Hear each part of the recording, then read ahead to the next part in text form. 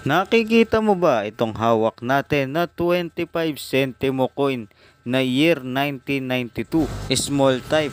Alam mo ba na ito ay gawa sa brass kaya ito ay hindi na mamagnet at may timbang na 2.24 grams. Marahil hindi mo pa alam na ito ay may presyo na ayon sa ating numista na nagkakahalaga ng 61 pesos para sa brilliant uncirculated coin condition. Alam mo ba na ito ay napakaraming may hawak at madalang na ring makita sa ating sirkulasyon dahil ito ay demonetize na. At ang bariyang ito ay may 28% lamang na ginawa ng Bangko Sentral ng Pilipinas ayon sa ating numista.